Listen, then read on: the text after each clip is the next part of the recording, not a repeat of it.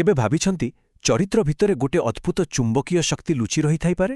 ହଁ, ଏମିତି ଏକ ଶକ୍ତି ଯାହାର ପ୍ରଭାବ ଆଉ ଆକର୍ଷଣର ପୁରା ନିୟମକୁ ହିଁ ବଦଳେଇ ଦେଇପାରେ। ତେବେ ଚାଲନ୍ତୁ ଆଜି ଏହାର ରହସ୍ୟ ଭିତରକୁ ଯିବା।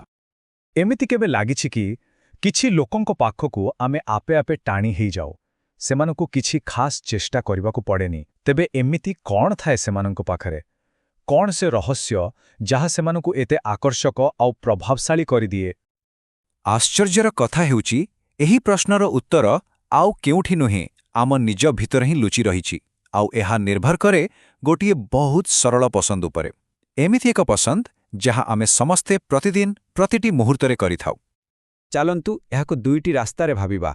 ପ୍ରଥମ ରାସ୍ତା ହେଉଛି ଲୁହା ପରି ହେବା, ଯେମିତିକି ପ୍ରଭାବ ପକାଇବା ପାଇଁ ସବୁବେଳେ ଧନ, ପଦବୀ ଏସବୁ ବାହାର ଜିନିଷ ପଛରେ ଗୋଡ଼େଇବା। ଆଉ ଦ୍ୱିତୀୟ ରାସ୍ତା ହେଉଛି ଚୁମ୍ବକ ହେବା, ମାନେ ନିଜ ଭିତରର ଗୁଣକୁ ଏମିତି କରିବା ଯେ ପ୍ରଭାବ ଆପେ ଆପେ ଟାଣି ହୋଇ ଆସିବ। ସିଧା କଥା, ଜଣେ ପ୍ରଭାବ ପଛରେ ଦୌଡ଼େ ଆଉ ଜଣେ ପ୍ରଭାବକୁ ନିଜ ଆଡ଼କୁ ଟାଣେ। ଏ କଥାଟା ଟିକେ ଗଭୀର, ହେଲେ ବହୁତ ଦରକାରୀ। ଦେଖନ୍ତୁ, ଲୁହାର ଦାମ କେତେ ହେବ ତାହା ବଜାର ସ୍ଥିର କରେ, କିନ୍ତୁ ଗୋଟେ ଚୁମ୍ବକ ସେ ତ ନିଜ ମୂଲ୍ୟ ନିଜେ ହିଁ ସ୍ଥିର କରେ। ଠିକ୍ ସେମିତି ଯାହାର ଚାରିତ୍ର ମଜବୁତ, ସେ ନିଜର ମୂଲ୍ୟ ନିଜେ ତିଆରି କରେ, ଦୁନିଆ ନୁହେଁ। ଆସନ୍ତୁ ଏବେ ଏହାର ବିଜ୍ଞାନକୁ ଟିକେ ବୁଝିବା। ଏଇ ଯେଉଁ ଆକର୍ଷଣ କଥା ଆମେ କହୁଛୁ, ଏହା ପଛରେ ଅଛି କ'ଣ? ଦେଖନ୍ତୁ, ଏଇଟା କିଛି ଯାଦୁ ନୁହେଁ, ବିଲକୁଲ ନୁହେଁ। ଏହା ହେଉଛି ଆମ ଭିତରର ସାମଞ୍ଜସ୍ୟ ବା ଏକାଗ୍ରତାର ଫଳ। କଥା ପୁରା ସଫା। ପ୍ରକୃତ ପ୍ରଭାବ କେବେ ବି ବ୍ୟାଙ୍କ ବାଲାନ୍ସ କିମ୍ବା ବଡ଼ ବଡ଼ ଜିନିଷରୁ ଆସେ ନା। ଏହା ଆସେ ଭିତରର ଶାନ୍ତି, ସ୍ଥିରତା ଆଉ ସାମଞ୍ଜସ୍ୟରୁ। ଯେତେବେଳେ ବି ଭିତରଟା ଠିକ୍ ଥାଏ ନା, ବାହାର ଦୁନିଆରେ ତାର ପ୍ରଭାବ ଆପେ ଆପେ ଦେଖାଯାଏ। ୟା ପଛରେ ଥିବା ଫିଜିକ୍ସ ବା ପଦାର୍ଥ ବିଜ୍ଞାନକୁ ବୁଝିବା ବହୁତ ମଜାଦାର। ଭାବନ୍ତୁ, ଗୋଟେ ଚୁମ୍ବକ ଭିତରେ ସବୁ ଛୋଟ ଛୋଟ କଣିକା ଗୋଟିଏ ହିଁ ଦିଗରେ ସିଧା ହୋଇ ରହିଥାଏ। ସେଥିପାଇଁ ତ ତାର ଶକ୍ତି ଥାଏ। ଠିକ୍ ସେମିତି ଯେତେବେଳେ ଜଣେ ମଣିଷର ଚିନ୍ତା, କଥା ଆଉ କାମ ଏ ତିନିଟା ଯାକ ଗୋଟେ ଲାଇନ୍ରେ ଆସିଯାଏ, ସେତେବେଳେ ତା ଭିତରେ ଗୋଟେ ଜବରଦସ୍ତ ଚୁମ୍ବକୀୟ ଶକ୍ତି ତିଆରି ହୁଏ। ଏହି ଭିତରର ସମନ୍ୱୟ ହିଁ ଆକର୍ଷଣର ଅସଲ କାରଣ। ତେଣୁ ଏଥିରୁ ଆମେ କ'ଣ ବୁଝିଲେ? ପ୍ରକୃତ ଶକ୍ତି ବାହାରେ କୋଉଠି ନାହିଁ, ତାହା ଅଛି ଆମ ନିଜ ଭିତରେ। ତେଣୁ ଲୁହା ପରି ପ୍ରଭାବ ପଛରେ ଦୌଡ଼ିବା ବନ୍ଦ କରି ଆସନ୍ତୁ ନିଜ ଭିତରର ଚୁମ୍ବକକୁ ଜାଗ୍ରତ କରିବା।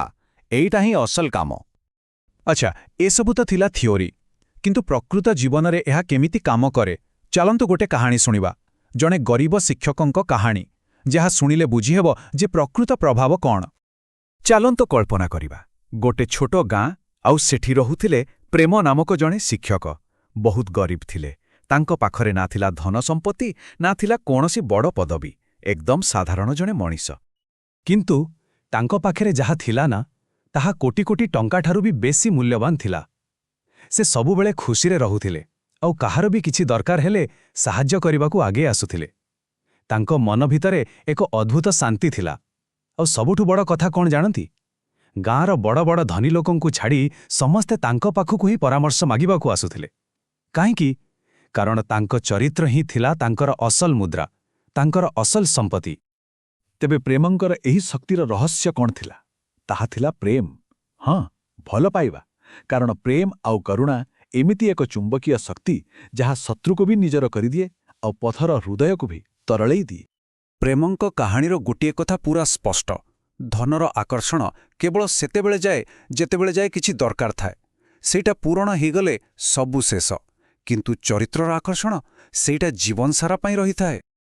ଆଚ୍ଛା, ତେବେ ଏତେ ସବୁ ଜାଣିବା ପରେ ମନରେ ପ୍ରଶ୍ନ ଆସୁଥିବ, ଠିକ୍ ଅଛି, କିନ୍ତୁ ଆମେ ନିଜ ଭିତରର ଏଇ ଚୁମ୍ବକକୁ ଗଢ଼ିବା କେମିତି? ତେବେ ଚାଲନ୍ତୁ ଏହାର କିଛି ପ୍ରାକ୍ଟିକାଲ ବା ବ୍ୟବହାରିକ ଉପାୟ ବିଷୟରେ ଜାଣିବା।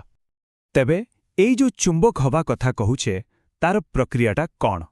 ଏହାର ଉତ୍ତର ଲୁଚି ରହିଛି ଚାରୋଟି ମୁଖ୍ୟ ସ୍ତମ୍ଭ ଭିତରେ।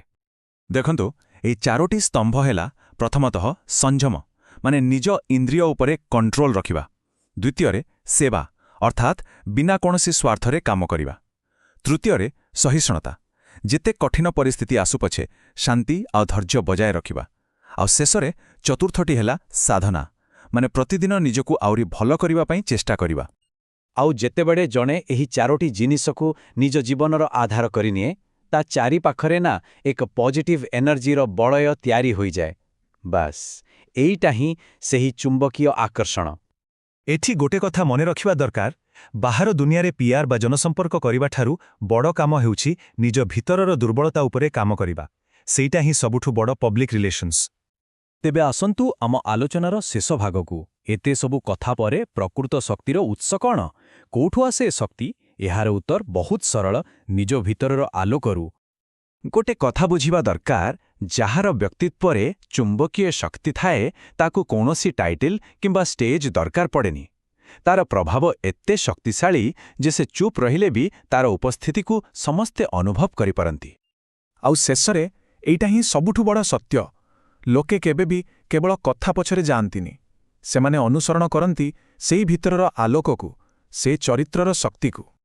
ତେବେ ଯିବା ଆଗରୁ ଗୋଟେ ପ୍ରଶ୍ନ ନିଜକୁ ପଚାରିବା, ଆମ ଚିନ୍ତା, ଆମ କଥା ଆଉ ଆମ କାମ, ଏ ତିନୋଟି ଭିତରୁ ଆଜି ଆମେ କେଉଁ ଗୋଟିଏ ଜିନିଷକୁ ସିଧା ଲାଇନକୁ ଆଣିବା ପାଇଁ ଚେଷ୍ଟା କରିପାରିବା, ଯାହାଫଳରେ ଆମ ଭିତରର ସେଇ ଚୁମ୍ବକ ଆହୁରି ଟିକେ ଶକ୍ତିଶାଳୀ ହୋଇପାରିବ?